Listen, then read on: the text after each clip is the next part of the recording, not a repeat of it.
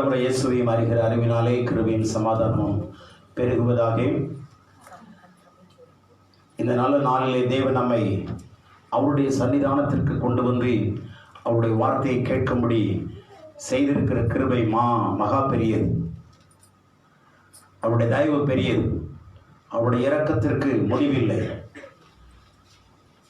எத்தனையோ பரிசுத்தவான்கள் அவர் கர்த்தருடைய சந்நிதிக்கு எடுத்துக்கொள்ளப்பட்டாலும் நாம் இன்றைக்கு உயிரோடு இருப்பது காரணம், இன்னும் அவருடைய வேலையை செய்ய வேண்டும், இன்னும் அவருக்காக நாம் உழைக்க வேண்டும், இன்னும் அவருக்காக நாம் ஓட வேண்டும்.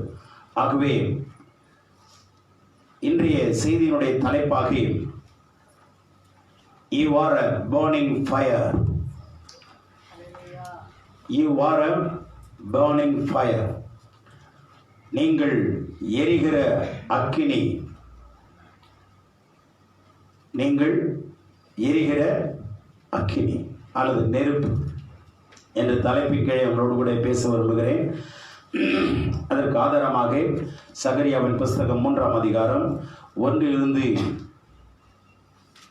5 வரை வாசிக்கிறேன். அவர் பிரதான ஆசாரியனாகிய யோசுவாவை எனக்கு காண்பித்தார். அவன் கர்த்தருடைய தூதனுக்கு முன்பாக நின்றான்.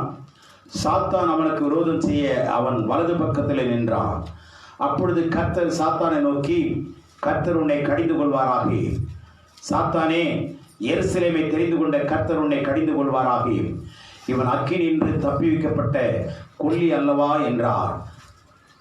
யோசுவாவெனில் அழுக்கு வஸ்திரம் தரித்தவனாய் தூதனுக்கு முன்பாக நின்றிருந்தான். அவர் தமக்கு முன்பாக நிற்கிறவர்களை நோக்கி, இவன் மேல் இருக்கிற அழுக்கு வஸ்திரங்களை களைந்து போடுங்கள் என்றார். பின்பு அவனை நோக்கி, பார், நான் உன் அக்கிரமத்தை உன்னிலிருந்து நீங்க செய்து உனக்கு சிறந்த வஸ்திரங்களை தரிப்பித்தேன் என்றார். அவன் சிரசின் மேல் சுத்தமான பாகையை வைப்பார்களாக என்றார். அப்பொழுது சுத்தமான பாகையை அவன் சிரசின் மேல் வைத்து அவனுக்கு வஸ்திரங்களை தரிப்பித்தார்கள். கர்த்தருடைய தூதன் அங்கே நின்றான். அல்லேலூயா. இங்கே பார்க்கிறோம், பிரதான ஆசாரியனாகிய யோசுவா. யோசுவாவின் புத்தகத்தை எழுதின யோசுவா அல்ல இவர். அவர் நூனின் குமாரனாகிய யோசுவா. சரிங்களா? இந்த யோசுவா பிரதான ஆசாரியனாகிய யோசுவா. யோசுவா என்றாலும் இயேசு என்றாலும் ரெண்டும் ஒரே அர்த்தமுடைய பெயர்கள். ஜாஷுவா என்றாலும் ரட்சகர், ரட்சிப்புன்னு அர்த்தம். இயேசு என்றாலும் ஜீசஸ் என்றாலும் ரட்சிக்கிறவன் அர்த்தம். சரி, இப்ப இந்த பிரதான ஆசாரியன் இவன் தேவனுடைய சமூகத்தில் ஆசாரியர்களுக்கு ஆசாரியனாய் பிரதான ஆசாரியனாய் இருந்தான். ஆனால் இவன் யாருக்கு முன்பாக நின்றான் என்று வேதம் சொல்லுகிறது? கர்த்தருடைய தூதனுக்கு முன்பாக நின்றான். சாத்தான் அவனுக்கு விரோதம் செய்ய அவன் வலது பக்கத்தில் நின்றான். இவன் பாருங்க, ஒரு தேவ மனுஷன் அவன் பக்கத்துல தேவதூதன் நிற்கிறான், சாத்தானும் நிற்கிறான். எப்படி நிற்க முடியும்? அது ஒரு சாதாரண மனுஷன் அல்ல, இவன் ஒரு பிரதான ஆசாரியன். இவன் தூதனுக்கு முன்பாக நிற்கும் பொழுது அவனுக்கு விரோதம் செய்ய, தீங்கு செய்ய அவன் வலது பக்கத்திலே சாத்தான் என்றான். இந்த சூழ்நிலையில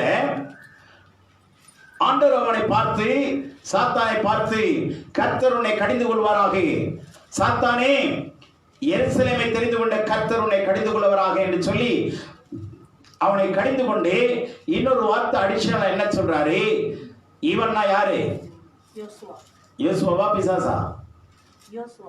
யோசுவா பார்த்து யோசுவாவை சொல்றாரு, யோசுவா அக்கினின்று தப்பி வைக்கப்பட்ட கொல்லி அல்லவா, அல்லது எரிகிற அக்கினியிலிருந்து பிடிக்கப்பட்ட ஒரு நெருப்பு. ஆக இவன் யார் என்று சொல்லுகிறார்? அவன் எரிகின்ற நெருப்பு என்று சொல்லுகிறார், ஒரு கொல்லி கட்டை என்று சொல்லுகிறார், எரிகிறவன் என்று சொல்லுகிறார். தூக்கி எரிகிறதற்கு தகுதியானவன் என்று அல்ல, அவன் எரிந்து கொண்டிருக்கிறவன். தேவனுடைய பிள்ளை நீங்களும் நானும் ஆண்டவருக்கு முன்பாக ராஜாக்களும் ஆசாரியர்களுமாய் இருக்கிறோம். நமது ஆண்டவர் நமக்கு பிரதான ஆசாரியராய் இருக்கிறார். இப்போ ஆண்டவருடைய ஊழியத்தை செய்கிற நாம் ஒவ்வொருவரும் யாருன்னா நாம் எரிகிற அக்கினி துண்டுகள். ஆமென். We are burning fire coal, glowing fire. எரிகின்ற அக்கினி, அணைந்து போன அக்கினி அல்ல, எரிந்து அணைந்து போன அக்கினி அல்ல. இன்னமும் நெருப்பு என்னுடைய அனல் அதில் இருந்து கொண்டிருக்கிறது. இல்லையே சொல்லுவோமா? யோசுவா அக்கினிமயமானவர். தேவனுடைய பிள்ளைகளை, நீங்களும் நானும் அக்கினிமயமானவர்கள். ஆண்டவர் தெளிவாக சொல்லுகிறார், யோசுவாவே நீ ஒரு அக்கினிமயமானவர். ஆனால் உன்னை எதிர்த்து ஏன் சாத்தான் நிற்கிறான்? காரணம் என்ன? ஏன் பிசாசு அங்க நிற்கிறான்? அவன் என்ன வஸ்திரம் தரித்திருந்தான்? ஒரு பிரதான ஆசாரியன் அழுக்கு வஸ்திரம் தரிக்கலாமா? அழுக்கு வஸ்திரத்தோட வந்து தேவ சன்னதியில் நிக்கலாமா?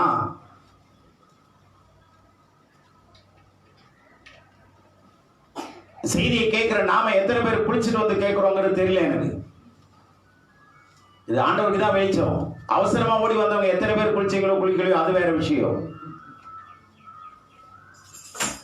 ஆனா அந்த ஆசாரியன் என்ன சொல்றான்? ஆசாரியனை பத்தி, அவன் அழுக்கு வஸ்திரம் தரித்திருந்தான். ஏன் அப்படி சரித்திருந்தான்? காரணம் என்ன அப்படின்றால், இந்த அழுக்கு வஸ்திரங்கிறது எதை குறிக்குதுன்னா, அவன் ஒரு அங்கி போட்டிருப்பாங்க. ஆசாரியர்களுக்கு என்று அங்கி இருக்கு இல்லையா? அந்த அங்கியை போட்டிருப்பாங்க. அந்த அங்கி என்னன்னா, காலங்காலமா இவருக்கு முன்னாடி போட்ட பிரதான ஆசாரியோட அங்கி, அவருக்கு முன்னாடி போட்ட அங்கி, இப்போ ஒவ்வொருத்தரும் போட்ட அங்கி இப்ப எப்படி இருக்குது? ஆமா, எடுத்து போடும் போதே வாசனை வரும். அப்போ இந்த அழுக்க எதை காட்டுதுன்னா, அழுக்க மாத்திரம் காட்டலைங்க, அது பாரம்பரியத்தையும் சடங்குகளையும் காட்டுது. ஆசாரியனே, நீ பாரம்பரியத்தை போத்திட்டு இருக்காது, சடங்குகளை போத்திட்டு இருக்காது, சத்தியமாகிய போர்வையை போத்திக்கும். நீ சடங்கையும் சம்பிரதாயத்தையும் பின்பற்றி இருந்தேன்னா உனக்கு எதிரே, உனக்கு பக்கத்துல வலது பக்கத்துல யார் தான் நிற்பான்? பேய் தான் நிற்கும். சடங்குகள், சம்பிரதாயங்கள், உலக பழக்க வழக்கங்கள், உலக பிரகாரமான கட்டுகள், உலக பிரகாரமான, நீங்க கவனிச்சீங்கன்னா நெச்சிக்கப்பட்டு ஞானசானம் எடுத்து நிறைய பேருடைய காலில் கவனிங்க, என்ன இருக்கும்? மெட்டீரியல். இதெல்லாம் உலக பிரகாரமானதா இல்ல கடவுளுக்கு இப்ப நியாயப்பிரமாணத்துக்குள்ள வந்ததா? நியாயப்பிரமாணத்தின் முடிவே ஆண்டவர் எல்லாம் முடிச்சு வச்சுட்டாரு. அப்படி இருக்கும்போது உலக பிரகாரமான பிராக்டிஸ் தேவையாங்கிறத நீங்க முடிவு பண்ணீங்க. இல்லைங்க, அது இருந்தாதான் கல்யாணம் ஆனவங்கன்னு தெரியுது. 80 வயசு உள்ள ஒரு பாஸ்டர் சொல்வாரு, என் மனைவியை இன்ன வரைக்கும் நானும் பார்க்கறேங்க, ஒருத்தவங்க கூட பொண்ணு கேட்டு வரமாட்டான். நானும் 50 வருஷம் ஆச்சு கல்யாணம் ஆகி, நானும் பார்க்குறேன், என் மனைவி ஒருத்த கூட பொண்ணு கிட்ட வந்ததே இல்லை. இப்போ இல்லை, சின்ன வயசுலேயும் வந்தது இல்லைங்க. ஏன்னா என் ஒய்ஃப் வந்து நகை போட மாட்டாங்க, தாலி போட மாட்டாங்க, ஒன்று கூட போட மாட்டாங்க. எவனாவது கல்யாணம் ஆகலைன்னு நினச்சி கூட வந்து கேட்க மாட்டான்றான். அப்படின்னா என்ன அர்த்தம்? அந்த திருமணமான அந்த ஒரு வெளிச்சம் முகத்தில் கண்டிப்பாக இருக்கும். ஆமென். தெய்வ பிள்ளைங்களை பார்க்கும்போதே அவங்களுக்கு தெய்வ பிரசன்னம் கண்டிப்பா வரும். அல்லேலூயா. இதை வச்சுதான் கண்டுபிடிக்கணும்னு அவசியம் இல்லை. அவங்க நடக்கிற நடையை வச்சே கண்டுபிடிக்கலாம். ஆமென். அல்லேலூயா. ஆகவே இந்த உலக பிரகாரமான சடங்குகள், சம்பிரதாயங்கள், பாரம்பரியங்கள் வீட்டில் இன்னும் நீங்க வச்சிருந்தீங்கன்னா அல்லது அதை ஃபாலோ பண்ணீங்கன்னா, மத சடங்குகளும் நல்லா கவனிங்க. மத சடங்குகள் நிறைய இருக்கா இல்லையா? இப்ப பெந்தகோஸ்தே சபையிலே சடங்கு இருக்கா இல்லையா? நிறைய இருக்குங்க. சொல்ல நேரம் இல்லை. வேதத்தில் ரோமர் 1ஆம் அதிகாரத்தில் பவுல் பொட்டு பொட்டு வைக்கிறாரு. பரிசுத்த ஆவியானவரை இன்னைக்கு என்னவா சடங்கா வச்சிருக்கிறாங்க சபைக்குள்ள, பெந்தகோஸ்து சபைக்குள்ளேயும் புறாவா வச்சிருக்கிறாங்க. புறா பரிசுத்த ஆவியானவரா? புறா இப்படி இறங்குற மாதிரியும் இப்படி இறங்குற மாதிரியும்,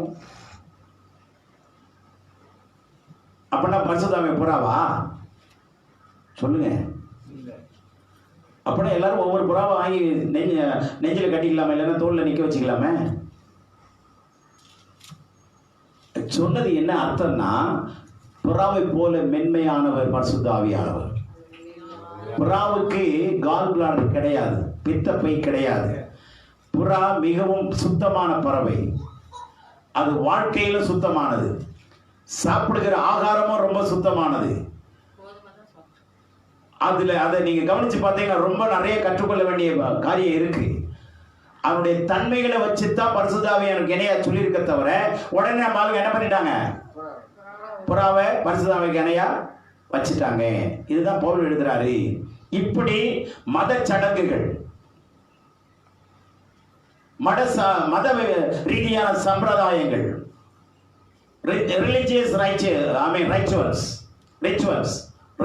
ரிச்சுவல்ஸ், மத ரீதியான சடங்குகள், இதெல்லாம் தேவனுக்கு விரோதமான காரியம். உதாரணமா தெளிப்பு ஞானஸ்தானம் வேதத்தில் இருக்கா? இன்னைக்கும் சபையில தெளிப்பு ஞானஸ்தானம் கொடுக்குறாங்கல்ல, இன்னைக்கும் கொடுக்குறாங்க. சரிங்களா? அதெல்லாம் மத சடங்குகள், சம்பிரதாயங்கள். 3ஆம் நூற்றாண்டிலிருந்து வந்த அது பழக்கம். கான்ஸ்டன்டைன் சக்கரவர்த்தி கொண்டு வந்த ஒரு முறைங்க அது. அதை பின்பற்றுறாங்க, இன்னைக்கும் பின்பற்றுறாங்க. மரியாள் வணக்கம். அடுத்தது பர்கேட்டரி பிளேஸ். என்ன, செத்த பிற்பாடு அவங்க பாவிகளா இருப்பாங்க, தண்ணி அடிக்கிறவனா இருப்பான், அல்லது அடிக்கிறவனா இருப்பான், ஏதாவது இருப்பான், அவன் செத்து போயிருப்பான். ஆனா அவன் பரலோகம் போக முடியாதுன்னு தெரிஞ்சு அவங்க ஒரு இடத்துல என்ன பண்றாங்க, வானத்துக்கு கீழே ஒரு ஸ்தலம் இருக்கு, அது உத்தரிக்கிற ஸ்தலம்னு தமிழ்ல சொல்லுவாங்க. அப்படின்னா என்ன, அவங்கள பாவங்களை போக்கி அங்கிருந்து மேல தள்ளுவாங்களாம். அப்படின்னா எதுக்கு ஜபம், அதுக்கு எதுக்கு உபவாசம், எதுக்கு மன்றாட்டி ஜபம், எதுக்கு நம்ம சபையெல்லாம் நடத்திட்டு இருக்கணும்? அவன் குடிச்சிட்டு அவன் என்ன வேணாலும் பண்ணிட்டு அதுக்கப்புறம் செத்த பிற்பாடு 4 பேர் சேர்ந்து ஜபம் பண்ணிட்டா அவன் பரிசுத்தம் ஆயிட்டான்னா போயிடலாமே. இப்ப இதெல்லாம் பாரம்பரியமா இல்லையா? சடங்குகளா இல்லையா? சொல்லுங்க, சடங்குகளா இல்லையா? வேதத்தின்படி சடங்கா இல்லையா? வேதத்தில் இல்லாத அத்தனையும் பாவம் தாங்க. இதை நம்பி இருந்தீங்கன்னா ஆண்டவர் வரும்போது பரலோகம் போக முடியாது. நெருப்பா இருக்க முடியாது. இங்க அணைஞ்சு போன நெருப்பா வேணா இருக்கலாம், இது எரிஞ்சு அணைஞ்சு போன நெருப்பா இருக்கலாம், ஆனா நெருப்பா இருக்க முடியாது. ஆமென். இதுதான் பிரதான ஆசாரியன் செய்தான். காலங்காலமா ஆசாரியன் செய்து கொண்டு வந்ததையே செய்யறான். அதனாலதான் ஆண்டவர் என்ன பண்றாரு, இப்போ அவன் வஸ்திரத்தை காட்டி அவன் தலையில பாகையை வை, சிறந்த வஸ்திரங்கள் அவன் மேல போடு. தேவனுடைய பிள்ளையே, நீங்களும் நானும் எரிகிற விளக்கு. உற்சாகமா இருக்கிறீங்களா? நீங்களும் நானும் எரிந்து கொண்டிருக்கிற விளக்கு. நீங்க ஆதியாமத்திலிருந்தே வந்தீங்கன்னா எத்தனை, அதாவது அக்கினிமயமான தேவ மனிதர்களை பார்க்க முடியும். அக்கினி அபிஷேகம் அப்படி சொல்லுவாங்க. நிறைய ஊழியர்கள் அதை எதிர்ப்பாங்க.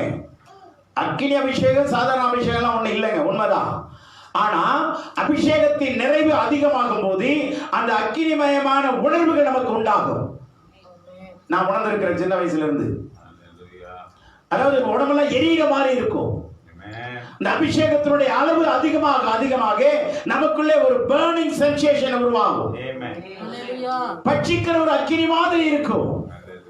அதனால நெருப்பு இல்லை, அது பரிசுத்த ஆவியானுடைய வல்லமையினுடைய மேன்மை. ஆமென். அல்லேலூயா. தேவனுடைய பிள்ளையே, நீங்களும் நானும் சாதாரணமான ஆள் இல்லைங்கிறது ஆண்டவர் உணர்த்துகிறார். மோசே சாதாரணமான ஒரு மனுஷனாய் மாற்றப்பட்டு விட்டான். அவன் மிகவும் மெத்த படித்தவன். எகிப்தின் சகல கலைகளிலும் வார்த்தையிலும் அவன் கற்று தேர்ந்தவன் என்று அப்போஸ்தலர் நடவடிக்கையிலே லூக்கா எழுதுறாரு 7ஆம் அதிகாரம் 22ஆம் வசனத்திலே.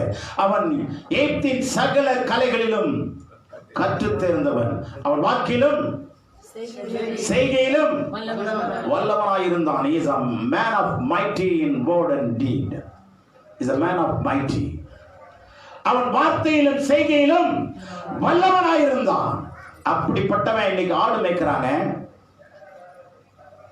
ஆடு மேய்க்கிறான். தேவனுடைய பிள்ளையே, இந்த ஆடு மேய்ச்சாலும் அவன் ஏன் ஆடு மேய்க்க வந்தான் தெரியுமா?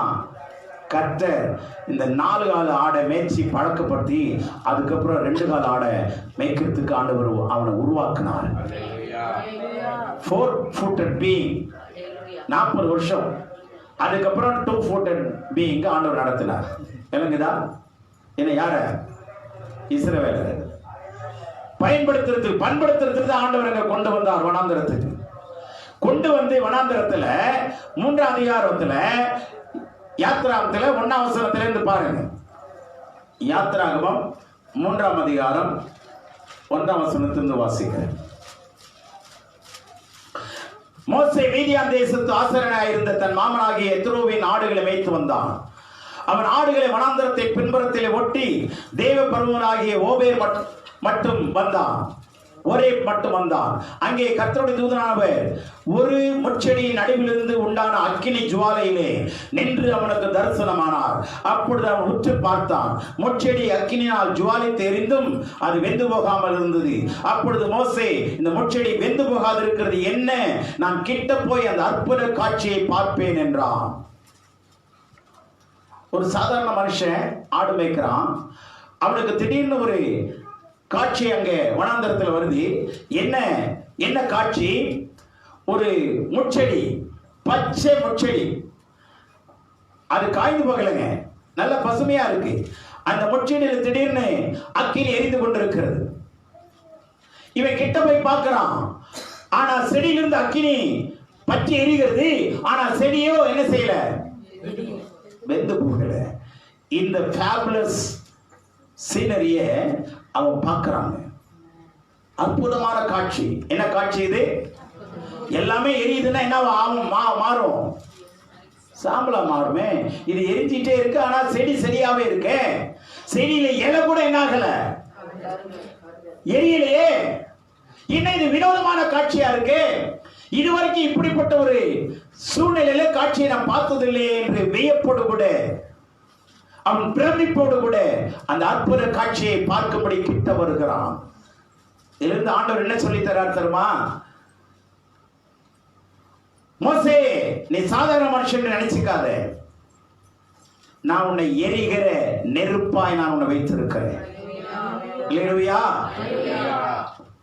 நீ எரிகிற நெருப்புங்கிறத மறந்துடாத. உன் மேல எரிகிறது கர்த்தருடைய வெளிச்சம். ஆமென். கர்த்தருடைய நெருப்பு அது. ஆனா இது அழிக்காது, யாரையுமே என்ன செய்யாது, அழிக்காது. நீ கிட்ட போய் பாரு, வேணா கிட்ட போய் பாரு, அதுக்குள்ள இருந்து என்ன வருதுன்னு பாரு, என்ன காட்சியை நீ பார்க்கிறேன்னு பாரு. அவன் கிட்ட போனா எப்படி போயிருப்பான்னு நீங்க நினைக்கிறீங்க? இது பகல்லையா ராத்திரில இந்த சம்பவம் நடக்குதா? பட்ட பகல்ல தான் நடக்குது. இருந்தாலும் அவன் என்ன பண்ணா? பயந்துட்டாங்க. திடீர்னு பத்திக்கிட்டு எரியுதுன்னா எப்படி இருக்கும்? சொல்லுங்க, பேசுங்க. அவன் மிகுந்த பயத்தோட கிட்ட நெருங்கி போகிறான். அந்த அக்கினியிலிருந்து ஒரு சத்தம் வருது, மோசே மோசே. இந்த ரெண்டு தடவை கூப்பிடுறாரு பார்த்தீங்களா? இந்த டபுள் காலிங் இருக்கிற எல்லாமே எந்த இடத்துலலாம் 2 தடவை கூப்பிடுறாரோ அங்க பெரிய ஒரு ப்ராஜெக்டை கர்த்தர் கொடுக்குறாருங்கிறத நல்லா புரிந்து கொள்ளுங்க. சில இடங்களில் 1 தடவை கூப்பிடுவார், சில இடங்களில் 2 தடவை. சாமுவேலே சாமுவேலே கூப்பிட்டாரா? அவன் எத்தனை வேலையை செஞ்சான்?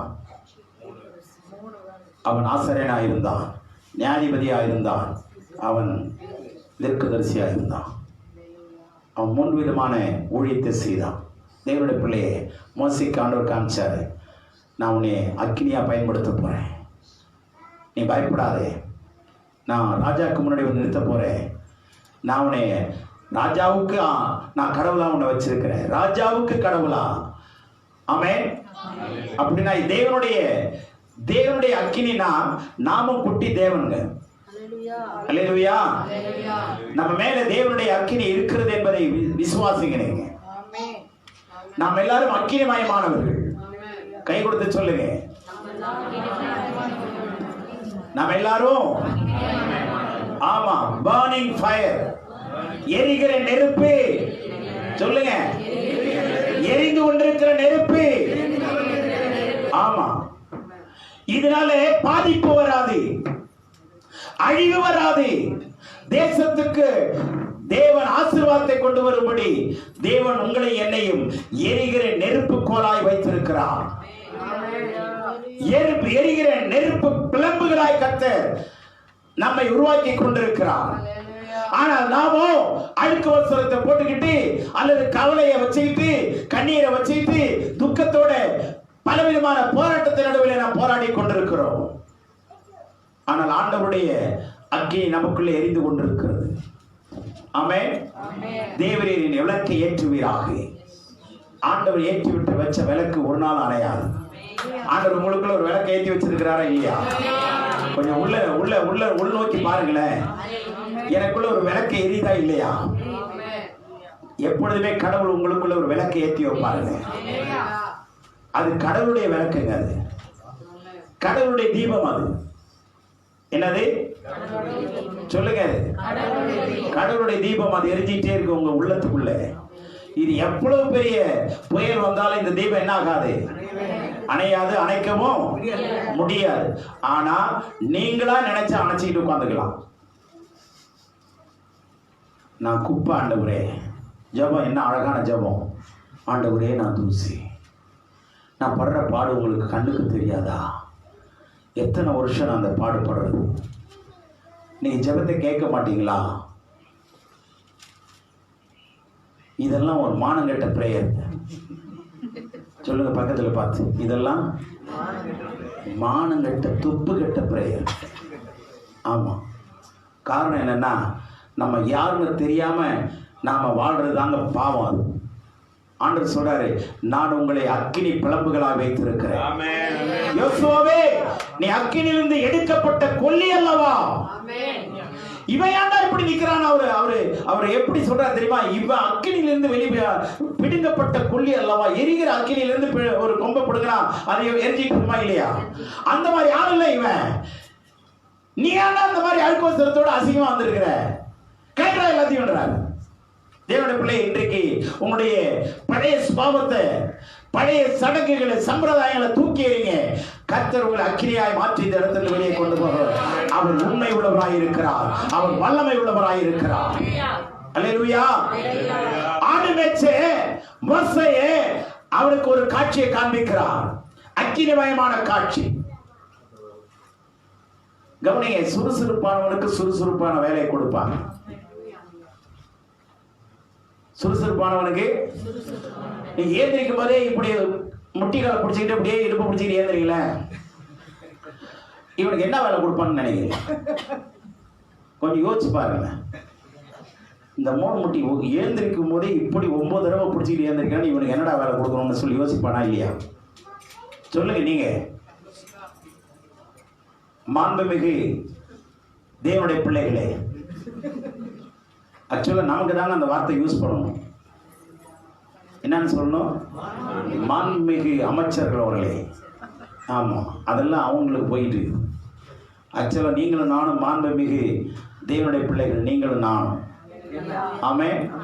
ஆமா, சோம்பேறிக்கு சோறு கிடைக்காது.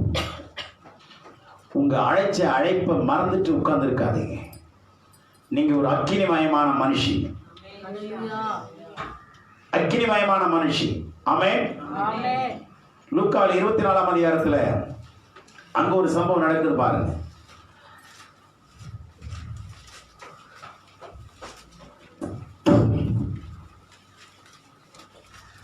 ஆண்டவர் சொல்றாரு, அவங்க ஆண்டவர் இயேசு உயிர்த்தெழுந்த பிற்பாடு எம்மா ஒரு ஊருக்கு போறாங்க.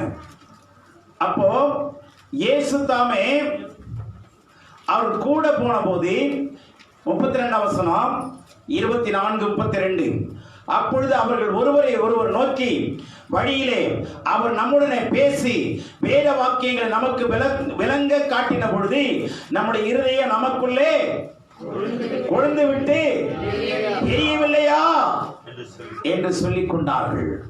அது வரைக்கும் அவங்க எரியாத ஒரு கொல்லியாதாங்க இருந்தாங்க, எரியாத ஒரு கட்டையாதான் இருந்தான். ஆண்டவர் எப்ப எரிய வச்சார் தெரியுமா? நம்ம பல்லவத்தை எடுத்துக்கொள்ள போகிறோம். ஆனா அந்த சீஷர்களை இப்படியே விட்டுட்டு போனா என்ன ஆயிடும்?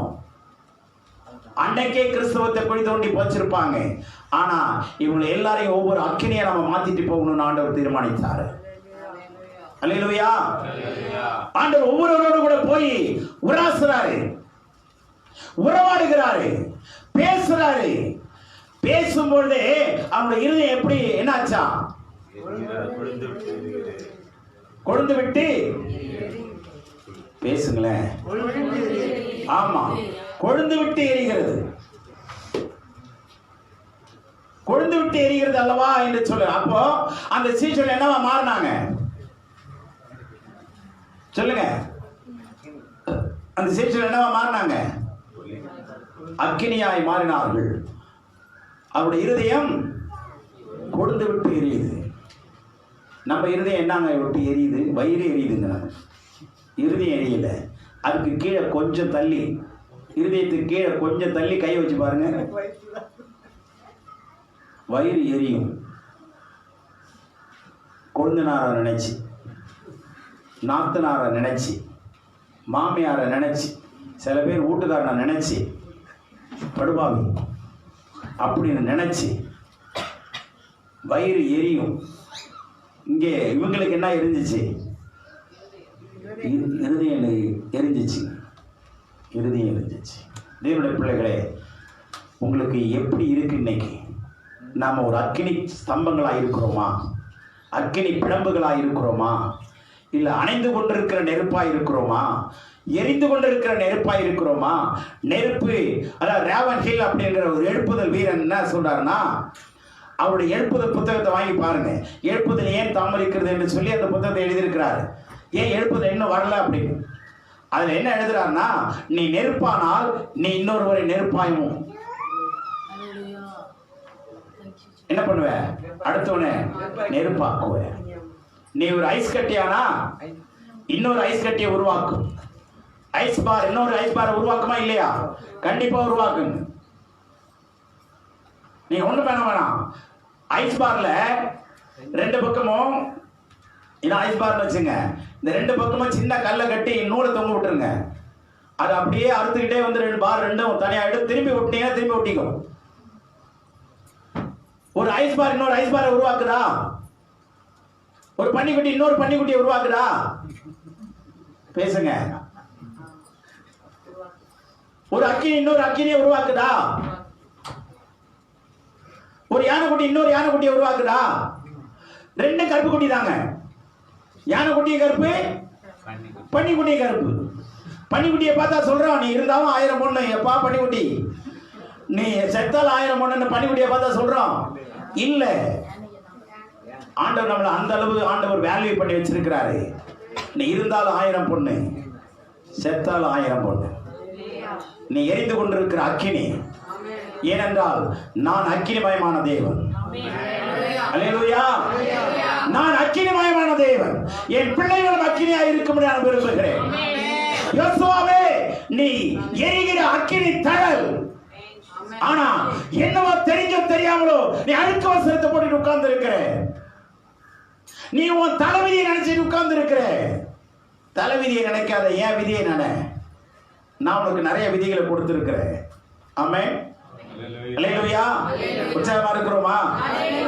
இந்த உற்சாகமான செய்தியை கேட்டு நீங்க அப்படி தளர்ந்து போய் உட்கார்ந்துருந்தீங்கன்னா, சத்தியமா சொல்றேன், எப்பேற்பட்ட சத்தியம் கொடுத்தாலும் என்ன பண்ணவே முடியாது, எழுப்பவே முடியாது. இந்த காலத்தில் நீ மௌனமா இருந்தா சத்தியமா உன்னை பயன்படுத்தவே முடியாது. இந்த காலத்தில் நீ மௌனமா இருந்தா இல்லைங்க, ஆண்டவர் மௌனமா இருக்க சொல்லியிருந்தார். எதையுமே அமைதியாக தான் பண்ண சொல்லியிருக்கிறார். நமக்கு 1000 வசனம் இருக்குதுங்க. நீங்க வேணா எரேமியா 20ஆம் அதிகாரம் 9ஆம் வசனத்தை வாசிக்கிறேன். எரேமியாவின் தீர்க்கதரிசன புத்தகம் 20ஆம் அதிகாரம் 9ஆம் வசனம். ஆதலால் நான் அவரை பிரஸ்தாபம் பண்ணாமலும் இனி கர்த்தருடைய நாமத்தினாலே பேசாமலும் இருப்பேன் என்றேன். என்னவோ அவருக்கு சோதனை வந்துருச்சுங்க. ஒரு விதமான ஒரு என்ன வந்துருச்சு, ஒரு சோர்வு வந்துருச்சு. அவர் சொல்றாரு, நான் அவரை பிரஸ்தாபம் பண்ண மாட்டேன், நீ அவரை பத்தி நான் பேச மாட்டேன் அப்படின்னு இருந்தேன். ஆனாலும் அவருடைய வார்த்தை என் எலும்புகளில் அடைபட்டு எரிகிற அக்கினியை போல் என் இருதயத்தில் இருந்தது, எரிகிறது. அல்லேலூயா. நான் ஜெபம் பண்ண மாட்டேன்னு நினைச்சேன், நான் போய் ஊழியம் செய்ய மாட்டேன்னு நினைச்சிட்டு உட்கார்ந்து இருந்தேன். ஆனால் அவருடைய வார்த்தை என் இருதயத்தில், என் எலும்புகளில் இங்க என்ன சொல்றாரு, எலும்புகளில் அடைபட்டு எரிகிற அக்கினியை போல என் இருதயத்தில் இருந்தது. எலும்புல எரியுது, இருதயத்துல உணருது. நமக்கு எப்படா முடியும்னு சொல்லி அதை எதிர்பார்த்துட்டு உட்கார்ந்து இருக்கிறோம். பைபிள் ஸ்டடி வர்றதில்லை, வீட்டு கூட்டத்தை வைக்கிறது இல்லை. வீட்டு கூட்டம் தான் வைக்கலனாலும் பரவாயில்ல, இங்க ஜபத்துக்கும் வர்றதில்லை. நாங்க வீட்டிலேயே அனலாக இருக்கிறோம். தனிக்கட்டை ரொம்ப நேரம் எரியாதுங்க. தனிக்கட்டை ரொம்ப நேரம் எரியுமா சகோதரியில்? உங்களுக்கு தான் நல்லா தெரியும், சொல்லுங்க. சீக்கிரம் அணைஞ்சு போயிடும், சீக்கிரம் அணைஞ்சு போயிடும். தயவுசெய்து நல்லா புரிந்து கொள்ளுங்க. எரிகிறது இன்னொரு எரியிற நெருப்போடு சேர்ந்துருங்க, அல்லது நீங்கள் நல்ல நெருப்போட இன்னொருத்தரே நெருப்பு ஆக்குங்க. ரெண்டில் ஒன்று செய்யுங்க. ஒன்று வந்து நெருப்போட நெருப்பை சேர்ந்துருங்க. இல்லையா நான் தனியாக எரியிறேன் அப்படின்னு இன்னொருத்தரை நெருப்பாக்கணும். இன்னொருத்தரை சத்தமா சொல்லுங்க, உற்சாகமா இருக்கிறோமா இல்லையா? அவர் என்ன அழகா சொல்றாரு, அவருடைய வார்த்தை என் எலும்புகளில் அடைபட்டு எரிகிற அக்கினியை போல என் இருதயத்தில் இருந்தது. நான் சகித்து இளைத்து போனேன், எனக்கு பொறுக்க கூடாமல் போயிற்று. அதை என்னால என்ன பண்ணிக்க முடியல, சஸ்டெயின் பண்ண முடியல, தாக்க முடியல. அப்படிப்பட்ட ஒரு பர்னிங் சென்சேஷன், எரிகிற உணர்வு. சீஷர்கள் 2 பேரும் நடந்து போயிட்டு இருக்கிறான். இயேசு தாமே கூட நடந்து வந்து 2 வார்த்தை பேசினார், அவ்வளவுதான். அந்த வார்த்தையை கேட்ட உடனே அவருடைய இருதயம் கொழுந்து விட்டு எரிய ஆரம்பித்தது. எரியாமையானுடைய எலும்புகளில் அடைபட்டு எரிகிற நெருப்பை போல அவனுடைய இருதயத்தில் இருந்தது. பொறுக்க கூடாமல் போயிட்டு சகித்து இளைத்து போனேன். தேவனுடைய பிள்ளைகளே, இருந்தா நெருப்பாகணும், இல்லைன்னா சொல்லுங்க, ஏதாவது ஒண்ணு ஆகணும்ல.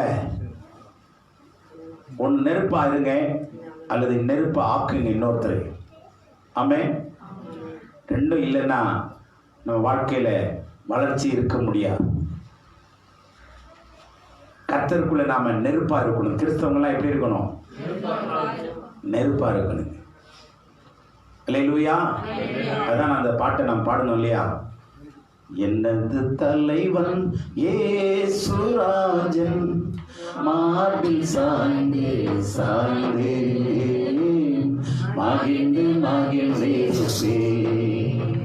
எனது தலைவன் இயேசுராஜன் மார்பில் சாய்ந்தே சாய்ந்தே மகிழ்ந்து மகிழ்ந்தே. மலர்ந்தே ஆழ்ந்த தன்னை அழைத்து செல்பவரே, மலர்ந்தே ஆழ்ந்த தன்னை அழைத்து செல்பவரே. பொறுப்பை உணர்ந்து நெருப்பாய் எரிந்து, பொறுப்பை உணர்ந்து நெருப்பாய் எரிந்து ஊழியம் செய்திடுவே, ஊழியம் செய்திடுவே. எனது தலைவன் இயேசுராஜன் மார்பில் சாய்ந்து சாய்ந்து மகிழ்ந்து மகிழ்ந்திருப்பே. அல்லேலூயா. நெருப்பா எரியணும். சொல்லுங்க, பொறுப்பு உணரணும், நெருப்பா எரியணும். என்றால் நம்முடைய தேவன் அக்கினிமயமான தேவன். நம்முடைய பிள்ளைகளை அக்கினியாய் மாற்றிக் கொண்டிருக்கிறார், அக்கினியாய் மாற்றிக் கொண்டிருக்கிறார். பல உதாரணங்கள் உங்களுக்கு சொல்ல முடியுங்க. இது சம்பந்தமா நிறைய வார்த்தைகள் உங்களோடு கூட பேச முடியும். ஆனா நேரம் பத்த மாட்டேங்குது. ஆனா நீங்களும் நேரம் கேட்க மாட்டீங்க. அனுப்புகிற செய்தியே ஓப்பன் பண்ணாத நிறைய பேர் இருக்கிறீங்க. நான் கவனிச்சுக்கிட்டு தான் இருக்கேன். நான் உங்களுக்கு கஷ்டப்பட்டு பேசி இரவு 1 மணி 12 மணி உட்காந்து எழுதி இங்கே கொண்டு வந்து ரெக்கார்ட் பண்ணி அனுப்பின செய்தியை பல பேர் ஓப்பன் பண்ணுறதே இல்லை. ஆனால் கண்டிப்பாக நீங்கள் கணக்கு கொடுத்தாகும். நீங்கள் சபையில் கொடுக்குற வார்த்தைகளுக்கு மரியாதை கொடுக்காம நீங்கள் இருந்தீங்கன்னா கடவுள் உங்களுக்கு கணக்கு கேட்பா.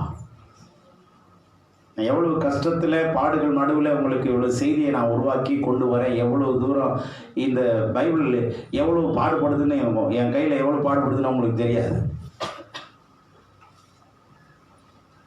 இந்த பைபிள் பார்த்தீங்கன்னா ரொம்ப நல்லா இருந்தது. கொஞ்ச நாளில் பார்த்தீங்கன்னா எல்லாம் பிச்சுக்கிட்டு வருது. அந்த அளவு பயன்படுத்திட்டு இருக்கேன். நீங்கள் புதுசாகவே வச்சுருக்கிறீங்க. அழகாக ஒரு பக்கம் கூட கலையில் பத்திரமா வச்சுருக்கிறீங்க.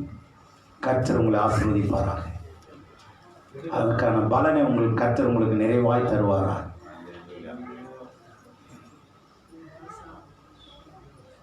தானியேலின் புஸ்தகத்தில் 3ஆம் அதிகாரத்தில் எல்லாம் 3ஆம் அதிகாரத்தில் வருது பாருங்க. தானியேல் புஸ்தகம் 3ஆம் அதிகாரத்தில் ஒரு சம்பவம் நடக்குது. உங்களுக்கு நல்லா தெரியும். அவன் ஒரு சிலையை நிறுத்தி வைக்கிறான். நேபுகாத்நேச்சார். தானியேல் நிருபங்கிறது கவனிங்க, வேர்ல்டு ஹிஸ்டரி இதுக்குள்ள இருக்குங்க. வேர்ல்டு ஹிஸ்டரி இதில் உள்ள இருக்கு. நீங்க படிச்சு பார்த்தா தெரியும். உலக சரித்திரம் இதில் இருக்கு. நேபுகாத்நேச்சார் பாபிலோனை அரசாண்டா. சரித்திரத்தில் அரசாண்டானா இல்லையா? சரித்திரத்தில் அரசாண்டான். அவனை தான் சொல்லுது. அவன் ஒரு 1033 பக்கம், பழைய ஏற்பாட்டில் 1033 பக்கம். அவன் ஒரு தொங்கு தோட்டத்தை உருவாக்கினான். ஒரு சரித்திரத்தை உருவாக்கினானா இல்லையா? சரித்திரம் படைச்சானா இல்லையா? அது உலகத்தில் எத்தனாவது அதிசயம்? 7 அதிசயங்கள்ல ஒன்று. 400 அடி உயரத்துல ஒரு பெரிய தோட்டத்தை உருவாக்கி தொங்க விட்டுருக்கிறான். எவ்வளவு தூரம் அவன் யோசிச்சு அந்த வேலையை செஞ்சிருப்பான். ஹேங்கிங் கார்டன், மகா பாபிலோன், ஒரு தோட்டத்தை தொங்க விட்டுருக்கிறாங்க. எவ்வளவு அவன் யோசிச்சிருப்பான். நம்மால எவ்வளவு யோசிச்சு தோட்டத்துல தொங்குறான். அவன் தோட்டத்தை தொங்க வச்சா நம்மாலே தோட்டத்துல போய் சுருக்கா போட்டு அழகா தொங்குறான். எவ்வளவு சோதனை, எவ்வளவு சாதனை பாருங்க. அவன் ஒரு சிலையை நிறுத்தி வச்சு இதை கும்பிடலன்னா தூக்கி எதில் எறியப்படுவார்கள்? அக்கினி எரிகிற அக்கினி சூளையிலே எரியப்படுவார்கள். சர்வாதிகாரியான இந்த பாபிலோன் தேசத்து ராஜாவாகிய நேபுகாத்நேச்சார் சொல்றான், நீங்கள் தூக்கி எறியப்படுவீர்கள். ஆனா 3 பேரை என்ன செய்யல? அவன் நிறுத்தி வச்ச சிலைய வணங்கல முடியாதுன்றாங்க. தூக்கிட்டு போயிட்டாங்க. இப்போ தூக்கிட்டு போயிட்டு என்ன சொல்றாங்க? அவன் தெளிவா சொல்றான். 17ஆம் வசனத்துல, 3ஆம் அதிகாரம் 17ஆம் வசனத்துல, அனனியா, அசாரியா, மிசாயேல், அந்த 3 பேரும், பழைய பேரை சொல்லாதீங்க, அனனியா, அசாரியா, மிசாயேல் 3 பேரும் சொல்றாங்க, நாங்கள் ஆராதிக்கிற எங்கள் தேவன் எங்களை தப்புவிக்க வல்லவராய் இருக்கிறார். எரிகிற அக்கினி சூளைக்கு அவனே சர்வே பண்றாங்க. அக்கினி என்ன பண்ணிட்டு இருக்கு? எரியுது. ஆனா அந்த அக்கினி எத்தனை மடங்கு உயர்த்திட்டான்? டெம்பரேச்சரை 7 மடங்கு டெம்பரேச்சர் உயர்த்திட்டாங்க. நல்லா கவனிங்க, 7 மடங்கு டெம்பரேச்சர். சாதாரணமா ஒரு 500 டிகிரி இருந்தா எத்தனை டிகிரி தூக்கி இருப்பான்? 7 மடங்குங்க. 7 times 3500 டிகிரிஸ் ஃபாரன்ஹீட்னா, ஐயோ, நீங்க இவ்வளவு பெரிய இரும்பு தூக்கி போட்டா அடுத்த செகண்ட் காண போயிருங்க. 700 டிகிரி 800 டிகிரியிலே எல்லாமே மெல்ட் ஆக ஆரம்பிச்சிடும். நல்லா கவனிங்க. 7 மடங்கு. 7 மடங்குங்க.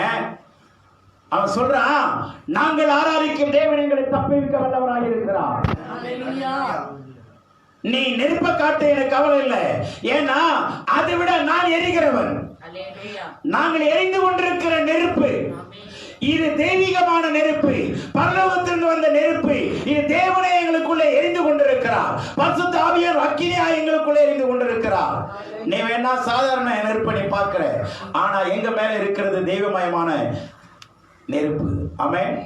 ஆகவே நான் முடிக்கும்படி காலங்கள் நெருப்பாய் மாறுகிறது.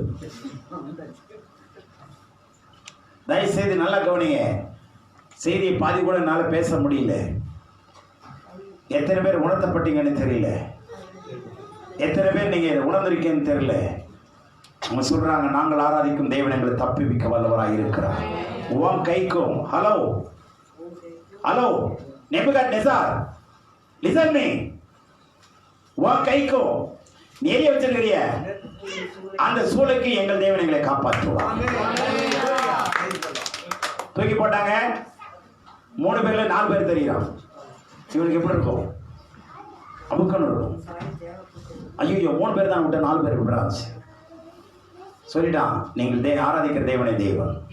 இதுதாங்க அக்கினிமயமான தேவன். இதை கர்த்தர் உங்களிடத்தில் எதிர்பார்க்கிறார். You are a burning fire. You are a burning fire. கர்த்தர் உங்களை ஆசீர்வதிப்பாராக. ஆமென்.